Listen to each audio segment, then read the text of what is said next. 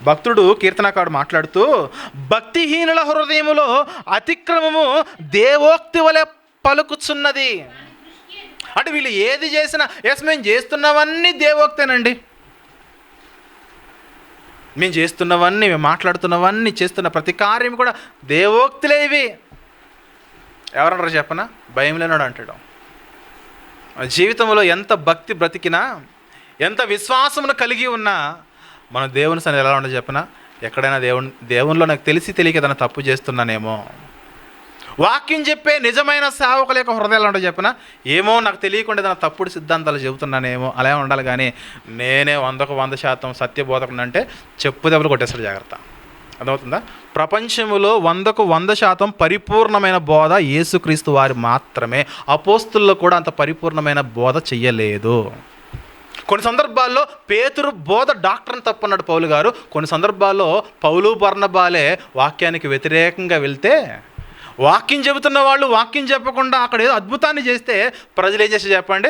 వాళ్ళే దేవతలని ప్రజలు వాక్యం వింటున్న వారిని డైవర్ట్ చేసి ప్రజల చేత దండలేయించుకున్నారు. ఎవరు చెప్పండి? పౌలు బర్నబాలు. కాబట్టి మీరు గమనించండి, చరిత్రలో విశ్వ విజ్ఞాన సార్వభౌమిత కలిగిన సేవకుడు కేవలం యేసుక్రీస్తు వారు మాత్రమే. అందుకే ఏ సేవకుడైనా నేను చెప్పేది 100% సత్యమని ఎవరు అనడానికి ఇక్కడ అవకాశం లేదు. ఎందుకంటే మనకంత విజ్ఞానం లేదు, అంత జ్ఞానం లేదు, అంత పరిధులు లేవు మనకి. ఏదో రాయబడినవి, ఎక్కడో వాక్యంలో ఉన్నవి, బైబిల్లో ఉన్నవి ఏదో తెలిసిన కాడికి కొంత చెబుతున్నాము. కానీ మన జీవితంలో మనం చేస్తున్న బోధలో ఎక్కడో ఒక చోట ఒక 2%, 3%, 4%, 5% రాంగ్ డాక్టర్స్ ఖచ్చితంగా ఉంటాయి. అది ఎరిగిన వాడు నిజమైన సేవకుడు అవుతాడు.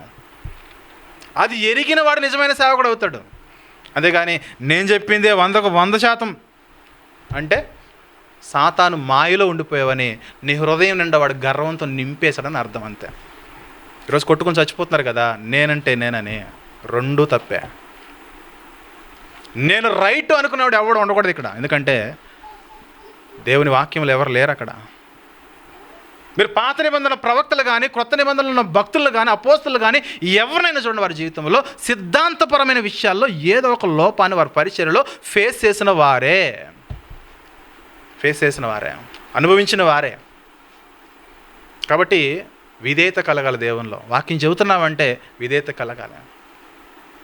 పాపం ఏదైతే ఉన్నదో పాపము ప్రజలలో ఉండకుండా బోధ చేయి. తర్వాత సిద్ధాంతాలు అది కొన్ని మ్యాచ్ అవుతాయి, కొన్ని మ్యాచ్ అవ్వవు, పక్కన పెట్టే వాటిని.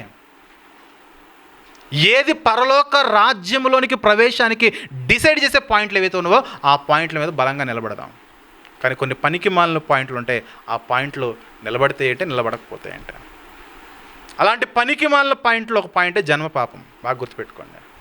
ఇప్పుడు జన్మపాపం ఉంటే ఏంటి, ఊడితే ఏంటి? ఎలాగైనా పాపం చేసి తగలడుతున్నాగా. పాపం చేసినోడికి ఏం కావాలి చెప్పండి? ఏం కావాలి? రక్షణ కావాలి. యేసుక్రీస్తు రక్తంలో కడగబడాలి.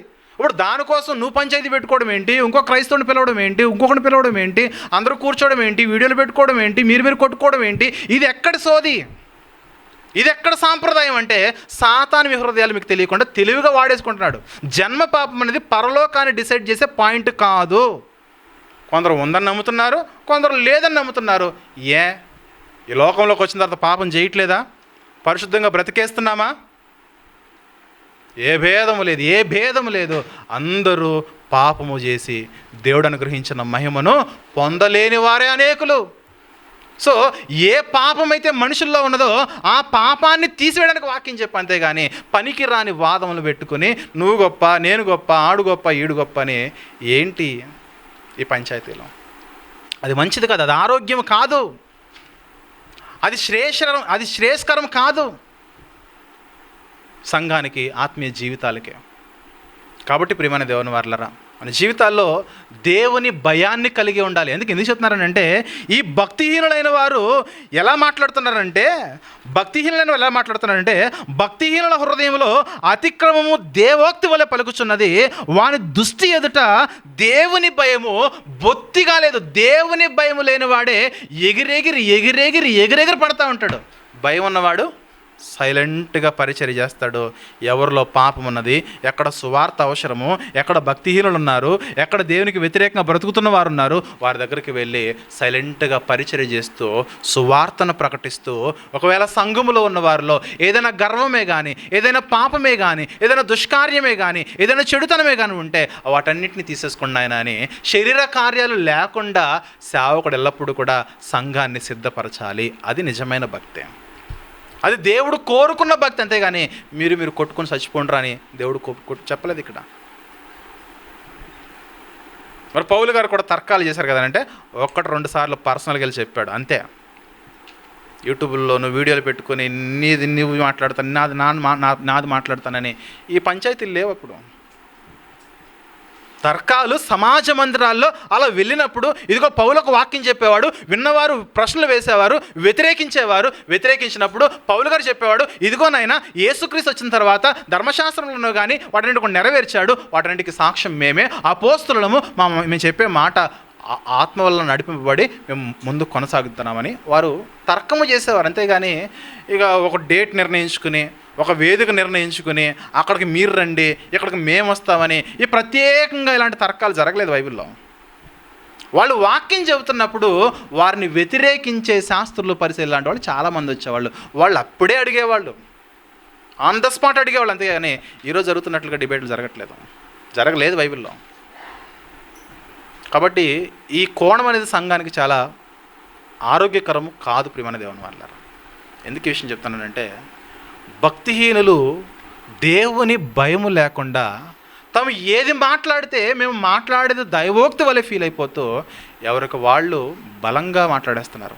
మేము రైట్ అంటే మేము రైట్. నిజమైన సేవకుడు ఎలా ఉంటారో చెప్పనా?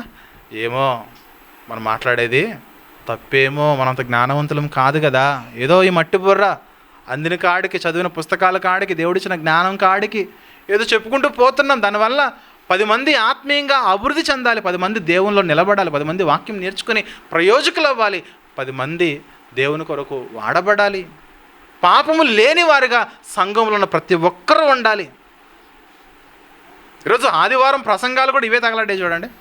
సంఘములో ఎంతోమంది బలహీనత కలిగిన వారు ఉంటారు, ఆత్మీయ బలహీనతలు కలిగి పాపములు చేస్తూ సంఘాలకు వచ్చేవాళ్ళు చాలామంది ఉంటారు. మరలా వాళ్ళు వారమంతా కనబడరు, సంఘంలో వారమంతా కనబడరు, మరలా ఎప్పుడు వస్తారు? మరలా ఆదివారమే వస్తారు. సో ఆ వ్యక్తి దేవుల్లో నిలబడాలంటే నువ్వు చెప్పే ఆదివారం ప్రసంగమే కావాలి వాళ్ళకి, నువ్వు చెప్పే ఆదివారం ప్రసంగమే దిక్కాళ్ళకి. అందుకే ఆదివార ప్రసంగము మనుషుల్లో ఉన్న పాపాలను, వారి యొక్క క్రమములను మార్చేదిగా ఉండాలి. దేవునికి మనం ఎలా దగ్గర అవుతామో ఆ దగ్గర చేసే క్రమంలో వాక్యాలు చెప్పారు వాళ్ళకి, ఇదిగో ఇలా ప్రవర్తిస్తే, ఇలా ఆరాధిస్తే మనం దేవునికి దగ్గర అవుతాము అని నేర్పించాలి. అవి చెప్పడం మానేసి బైబిల్లో ఎన్నో విస్తారమైన వాక్యాలు ఉన్నాయి. జీవితాంతం, ఒక వ్యక్తి జీవితాంతం చెప్పిన తరగనన్ని సబ్జెక్టులన్నీ బైబిల్లో. చెప్పింది మరలా చెప్పకుండా చెప్పుకుంటూ పోతే తన జీవితాంతం చెప్పిన తరగని సందేశాలు దేవుడు ఉంచాడు. జ్ఞానం ఇది. అది చెప్పడం వల్ల ఆత్మీయులలో మార్పు అనేది దినదినము ఎదుగుతూ వారి దేవుని సంఘంలో వారు స్థిరపరచబడతారు.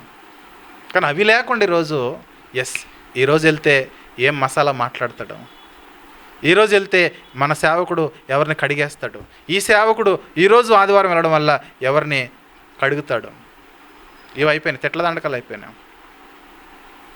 పరిశుద్ధ దినము కాస్త అపవిత్రమైన దినముగా ఈరోజు సంఘాలు గడుపుతూనే ప్రియులారా.